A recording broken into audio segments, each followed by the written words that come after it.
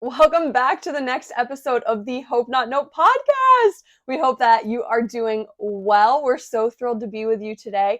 At the beginning of each podcast, we share our hope stories, and I know Dylan is so excited to share his hope story. The Kansas City Chiefs are back-to-back Super Bowl champs, baby. Yes, I have a plastic replica ring that I will be wearing probably until next season. But the Chiefs, this is my favorite year of them winning the Super Bowl because they had a hope not nope season. They faced so much adversity. Now that they've won, right, they have 3 Super Bowls, they have 2 back-to-back. They're getting some haters. They're getting a lot of haters. And I just want to point out a couple of things, just a few things. People are saying the refs paved the way for the Chiefs to win the Super Bowl. That's an opinion. Let's look at the facts. The most penalized offensive lineman in the league was on our team. Most plays, we were starting at 1st and 15 or 2nd and 20, always playing behind the sticks. We had the most amount of drop passes in crucial game moments out of any team in the NFL. Our leading receiver is our tight end. Our defense kept us in it this year. Time after time, adversity after adversity, they kept finding ways to win, even into the Super Bowl. And Patrick Mahomes said it the best. That Super Bowl game was a microcosm of the entire season. It was the grittiest year. They pushed through. They persevered. They put their faith in each other. They put their faith in God, and they just kept working, and they kept working, and they believed in each other. They prepared. They were hope not nope. It was my favorite season as a Kansas City Chiefs fan. It makes me so happy. I obviously have, well, maybe not obviously, but I have chosen that Kansas City is my second favorite team. Cleveland Browns will always be my first, but marrying into a Kansas City family has been such a gift to me, because hopefully the Browns will someday win a Super Bowl while I'm alive, but as of now, the Kansas City Chiefs will be doing that, and I'm happy about it. But one thing that I feel like it made it this season so hope not nope specifically was the adversity, right? Like they faced a lot of nope, as you said. And one thing Patrick Mahomes had said in an interview, like halfway through the season, in an interview towards the end of the season, he said it in the interview against the Ravens, and then he said it at the Super Bowl, is that God gave us the gift of adversity this year. And I think that is a hope perspective. Like that is truly a hope perspective in the midst of nope, because so many people can face nope in their life, but they stay in the nope until they become hope. But the reality is when you become hope, you're still going to have nope in your life. It's how do you keep perspective in the midst of the nope coming at you? And Patrick Mahomes said it great. It's the nope is still a gift. Adversity is a gift because it allows you to become hope more and more for yourself, for the people around you, and for the Kansas City Chiefs. Red Kingdom, let's go. Yeah. I feel like I could hop into other hope stories, but I love that we're, a couple days past the Super Bowl, and it's just been such a joy for us celebrating that. 100%. And so questions I get, right? And the other thing that's out there, Patrick Mahomes is a crybaby. Face the adversity that he faced this year. He complained one time to the officials on a call that cost him the game. Now, Kadarius Toney lined up offsides. He did that. You're a professional football player. Learn how to line up. Do your job. But at the same time, he did that 3 other times in the games, and the refs never called it. So Mahomes' outburst was, wow, we finally made a big play downfield. We just beat the Bills, which was a tough game to win. And it got called back because Kadarius Toney lined up offsides, but also because the refs didn't call that the entire game until the most crucial play in the game. Then they decided to call it. So that was the outburst. And the outburst was the frustration of not having a receiver the entire year. So he had that one moment that people are looking at. Like, he's a competitor. He wants to win. He wants to be the best to ever do this. He wants to build a dynasty. He's so passionate about it. That's what happens when you put your all into something. And we look at the Super Bowl again. If they didn't go through what they went through in the regular season, they would not have been able to overcome in the Super Bowl. And by the way, 3 Super Bowl wins, every Super Bowl, they've come back when they were down by 10 points in every single Super Bowl. They've never been in the lead. Everyone's like, I want to see the underdog win. The Chiefs have been the underdog They were the underdog in that game. They were the 3 seed going into the San Fran. Phenomenal team, studs on the offensive side, defensive side. Oh, on the books, they should have won that game. But the fight, the grit, the adversity that they faced through the year led them to propel themselves to victory. That's why it's my favorite one so far of the Chiefs. I love it. Dynasty, because we can say that now. Because we can say dynasty. I love it. And I also think, too, there's something to be said about so many people love an underdog story, right? Like, so many people love an underdog story when they win and they become victorious. But then you win and you're victorious, and then you win and you're victorious again. And then as a dynasty is being built, it's like people want to see them fall. They want to see failure happen to this team that they were once rooting for. And not just with the Kansas City Chiefs, but just in life in general. I think this Super Bowl, their season, allowed me to reflect on, like, am I encouraged when someone rises to victory? But do I sometimes want them to fall if they've been in victory for too long? I hope I'm not like that, but I might be in some areas of my life, and you might be in some areas of your life while you're listening. And I think that, yes, we want different teams to win, and yes, there is a balance to the world, but we shouldn't want the fall of a person, the fall of a dynasty, the fall of whatever, just for the sake of failure. Like, we should always be cheering and celebrating for people to be doing the best at what they're doing, especially when it's good intention and pure intention. And for us, like, that's what the Super Bowl was. That's what the Kansas City Chiefs are. And even if a different team won, it's like, I love watching people celebrate in those big moments, even if it's a team I don't like, because what a great opportunity for people who have worked so hard to be able to celebrate such a beautiful victory. And so, I don't know, I just think it's important to remain, like, celebratory for people who are winners. And I think in your own life, you should celebrate your wins as well. 100%. People will cheer for you to rise up, but more so they'll cheer for you to fall once you have made it. And another important point is that the reason we love seeing the celebration is because you get a glimpse of how much they've put into it to now appreciate that moment.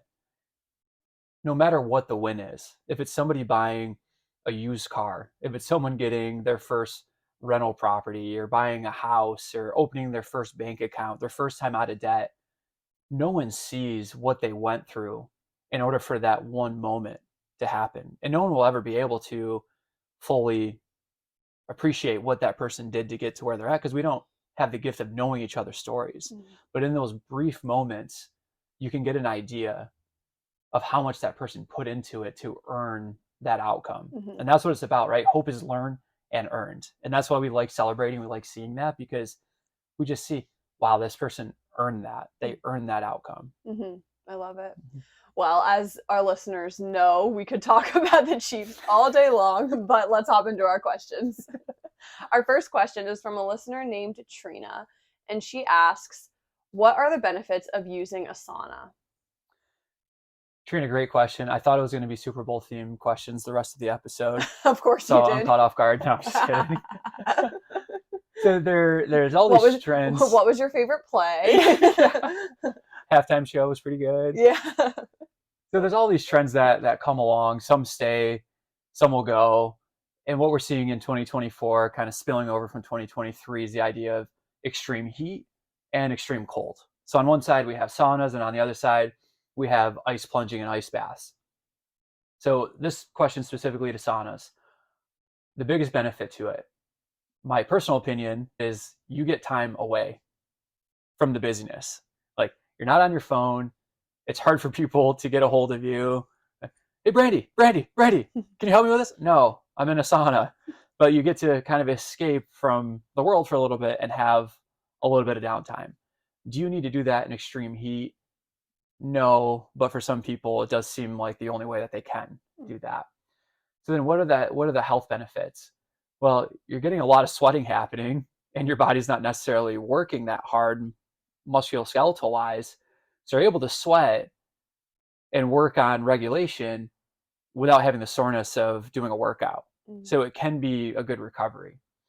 The other benefits are that you're challenging yourself, right? It's You're putting yourself in a position to take on heat and to sit there and tolerate it. You're putting yourself in a little bit of discomfort, knowing that it's going to lead to a better outcome.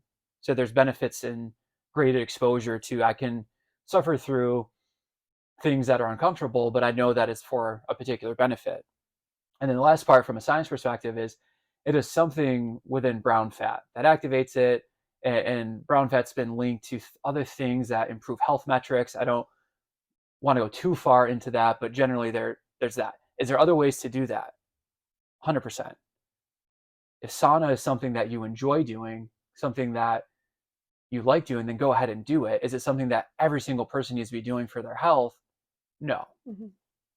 That's simple. Mm-hmm. I think that there's so many different trends in like the world and the fitness world in general, and you see a lot of elite athletes going to the saunas and all those things. But then you also I see a lot of people here, even in Syracuse, doing that. But if I'm being honest, in the middle of winter in Syracuse, like a sauna might not be a bad idea because it's nice and warm and toasty. I've never personally been in a sauna. Have you?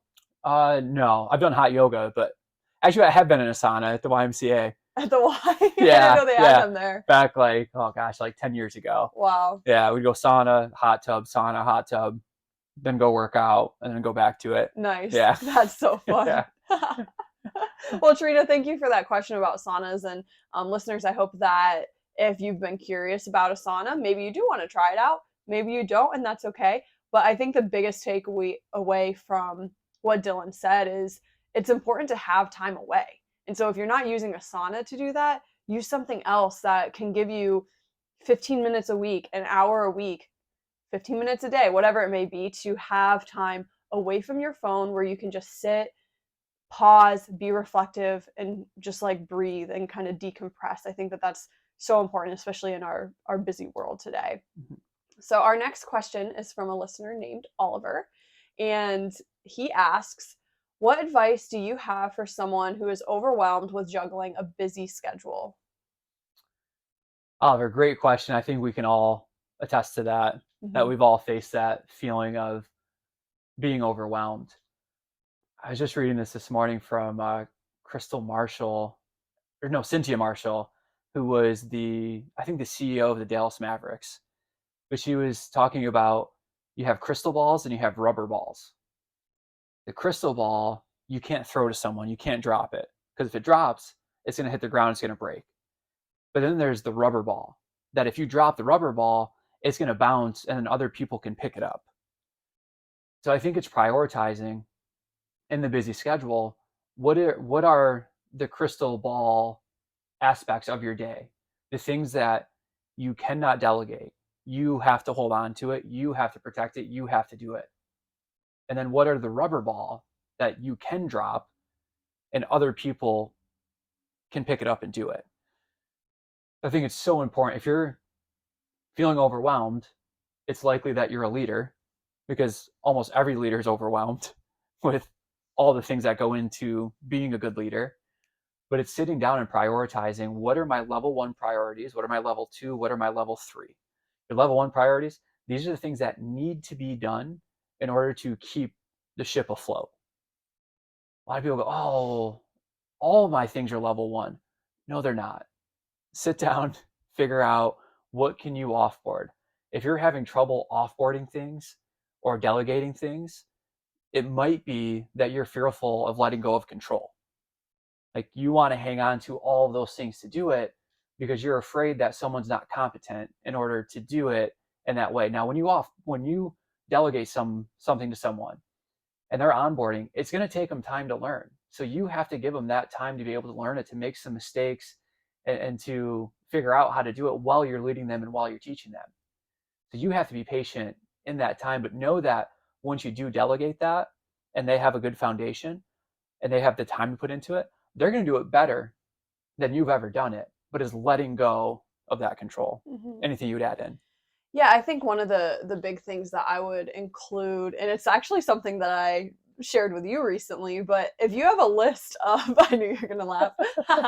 If you have a list of 10 things that you want to accomplish in a day, maybe 10 is too little, maybe you have a list of 50, I don't know, whatever your list is, subtract 2.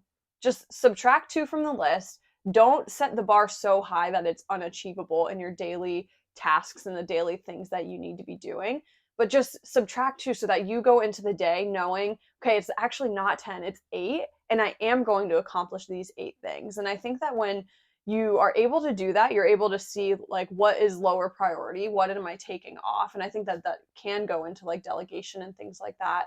But also, I think when we have so many things to do and we have a busy schedule, we get lost in the feeling of overwhelmed rather than just remaining present in that specific task. I know for myself, if I have a list of all the things to do, but I don't time block when I'm going to do it, I almost freeze where I'm at and I stay frozen and I'm like, I don't know what to do. Even though I have my list of 10 things, it's because I didn't time block them properly during the day, or I had too many things that the too many things are making me feel frozen. And so I think also being aware of like, what are those things you need to get done and how can you maybe take a couple of those things off of your plate because they're just not as important. That was incredible advice that helped me so much. Because there's a catch-22 to this, right? We shouldn't be basing our day off of the amount of things that we got done. And we do that often. I had a good day because I had a list of 15 things and I got all 15 things done. Well, does that mean if I got 13 out of 15 that I didn't have a good day? That I wasn't worthy of having a good day because I didn't complete these types of tasks? And realizing, where are we putting our happiness and where are we putting our worth? Now, the catch-22 of that is when those objectives were to serve other people. And by serving those other people, you feel accomplished because you changed the world. You made the world a better place by helping that one person. And when you start to not get those things done, then you start to feel unfulfilled or unhappy. So it is a catch-22, but at the same time, as Brandy's saying, if you prioritize it, you'll figure out what are those high level 1 priority things that you need to do. And here's advice that really helped me. I had a dream of making everybody in this world happy. And I failed miserably because nobody's going to be able to do that. There's too many perspectives, too many personalities, too many opinions. You're going to upset people. You don't want to intentionally upset people, but you're going to upset people. Choose the people that you don't want to upset. I don't want to upset my wife. I don't want to upset my family. I don't want to upset our Hope community. If people outside of that get upset, okay, there's someone for you that you can go follow that'll help you out with that. Coming to terms with that helped me a lot. Yeah. It almost brings more peace of like, I don't have to quote unquote people please for my entire life, but I do have a specific group of people that I do want to please because we're like-minded and that's who I'm serving. And I love the language serving. I learned this at my previous job because a lot of the people there were getting roped into task after task after task. And the word task was becoming such a drudgery thing. It was weighing people down. It was discouraging people. So what we ended up doing was like the word task was not allowed in the office anymore. And instead we used the word serve or services. What are the services that you have today? Because serving and services are for others. It helps you keep the perspective of like, this isn't a thing to do because it's just to do. It's a thing to do because it helps the person next to me or helps the people out there that my job is going to bless. And I think that also changing that language during the day, you can still make that list. It's important to still have the list of what you need to get done. But instead of saying to do, maybe put services and it'll help you keep the perspective throughout the day. Yeah. So our little advice for you today. Our last question is from a listener named Jim, and he asks, what type of exercise should I do as someone over 50? Jim, thank you for the question. I like that the name's Jim because in my head it's like GYM, and he's asking a question about exercise, which makes me think of the gym. But it's a very simple question, but a very loaded question because the answer is it depends. It depends. Doesn't it always depend? It always depends. So in this situation, we'll make some generalities, but we'll start by saying, what exercise should you be doing? Well, it depends on what your individualized goals are. If your goals are to be like Richard Morgan and become an indoor rowing champion, the exercise that he should be doing might be different than if your goal is to go run a 400-meter sprint. If your goal is to say, you know what, I just want to be able to lift my grandkids without having any type of symptoms or discomfort, like the exercise that you should do will be different. I don't want to lose my balance. Your exercise will be different than the next person. So it's going to very much depend on what you want as a person. What are your limiting factors? How do we strengthen your strengths? And then how do we take your weaknesses and bring those back up to make you the most robust lifelong athlete that we can? So as a generality, as we get older, we should be doing more explosive power-based movements than we did when we were younger. It's kind of counterintuitive to what you've probably heard or what you've been told. When you get older, the most important thing that you can do is move with speed. Is it going to be the same speed as when you were 15 years old? No, but it's so important. We lose power much faster than we lose strength as we age. After 30, I think it's 1% strength per decade and 3% for power. Now, those can be offset by the training that you're doing. So what is power? Power has a time component. Work is force times distance. Power is work times distance divided by delta t, the change in time. The more powerful you are, it means the more output that you have. It means that you're moving a force times a distance in a short amount of time. So think of it this way. If you're older and you go to lose your balance, you slip on ice or you trip on a curb, does it matter that you have more endurance, more strength, or more power? The thing that you're going to do to catch yourself is rely on how fast your system can react. That is muscular power. So here's the caveat to that. To possess muscular power, you have to have fundamental muscular strength. Muscular strength supports muscular power. Muscular power doesn't support as much as muscular strength that supports power. So you have to have strength to have power. But as a generality, as you get older, you need to move fast, you need to be explosive, and you need to work up towards that. So a very simple way that we like to start people with power-based movements when they're older is by doing power-based stuff on the ground, right? We're not going to go, oh, you haven't sprinted or moved fast in 20 years. Let's go do an agility T drill. Let's go do 20-meter agility sprints as fast as you can, because their body's not going to adapt to that. It's going to be too much load too soon. But what if we go on the ground? We do a bridge, so heels on the ground, lifting your butt up towards the sky. But what about on the concentric part, when you're lifting the hips up, we have you lift them up as fast as you can and then lower yourself down. Lift up as fast as you can, lower yourself down. We took out some impact forces, we took out the effect of gravity, but we added in some power into that. Now we can start moving that up across the sequence to eventually get to standing, jumping, cutting, and doing all of those things. So as a generality, as you get older, muscular power. But for muscular power, you need muscle strength. So get strength, add power in, but we need power. Gait speed, how fast you can walk, is an independent predictor for how long that you'll live and how long that you'll live without needing assistance. That's fascinating. Yeah. I think as you were talking, I thought of all the different clients that you've had over the years and the different things that you would make them do, right? And not to downgrade 10,000 steps a day. Like, yeah. I think a lot of people are like, okay, I need to get my 10,000 steps a day and I'm good. For some people, that is true. Like, go get your steps in and you better be walking fast. Don't just be strolling, but walk fast and get your 10,000 steps in.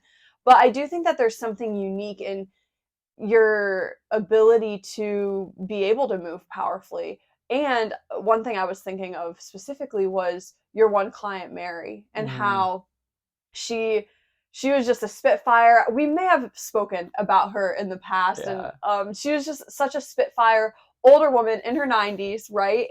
And she would move with power. Mm-hmm. She would move with power in her 90s. And I think, you know, if I can be a 90-year-old like Mary, I'm going to have a great life ahead of me. Yeah. And I'll say to back the point earlier, to her last day, she was at home. She was at home. And to me, when I look at when that time comes, for my parents, when it comes for myself, when it comes for friends, when it comes for anyone that we meet, to me that's ideal. That you get to pass peacefully in your own environment. And the way that you do that is by what you're doing now, the training that you're doing. And it's never too late to start. It's never too late. I mentioned Richard Morgan earlier, 93 years old, 3-time indoor rowing world champion. Guess when he started training?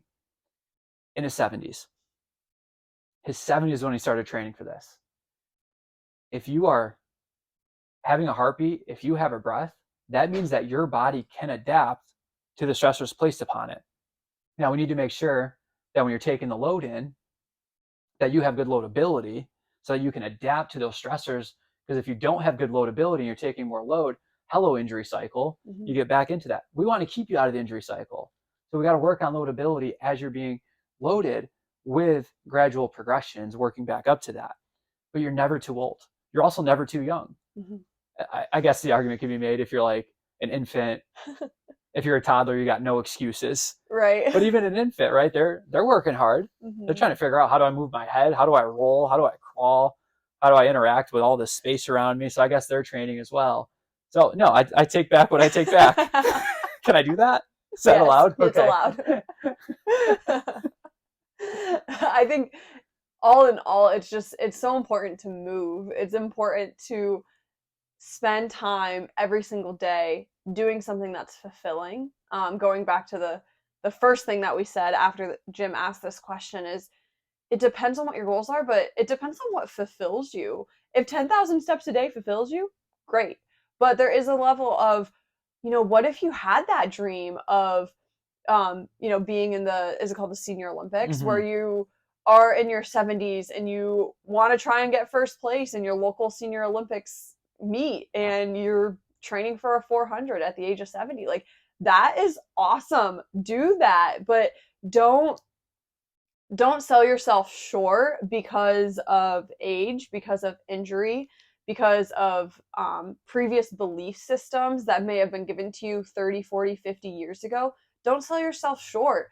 Allow this to be a message of, wow, I can achieve something great again, and I don't have to be afraid, because that really is the goal. And if you're a younger person listening and maybe you haven't faced that specific adversity, and maybe you do, maybe you are fit and you are working out and all of the things, make sure to keep that as part of your life because you enjoy it and because it's so good for you. Don't allow it to become this burden or burnout or struggle. Make sure that you're pursuing the joy of movement, the joy of really what our bodies are. Like, celebrating what our bodies can do is great at every single age. Wow, turn the nope into hope. Turn the nope into hope, just like the Kansas City Chiefs.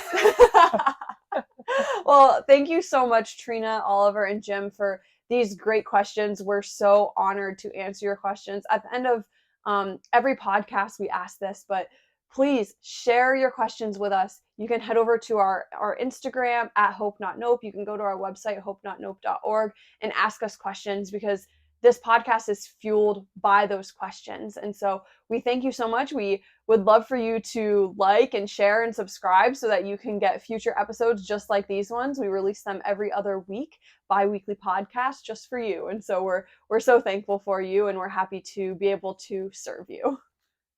And our website just got a huge facelift. It did. I love going on it and just looking at it now, because it's just so appealing to the eye. It just looks so nice. So head over there, submit your questions. We are so happy to answer it. And if you are competing in the Senior Olympics or any event and you want to work with us, let us know, because we will show up with a cutout of your head screaming our faces off, cheering for you, achieving that goal. Because as Brandy said in the beginning, we want to celebrate. We want to spend our time celebrating people, regardless of where they're at in their journey. If they've made it, we want to continue to cheer them to keep making it or to reach that next level.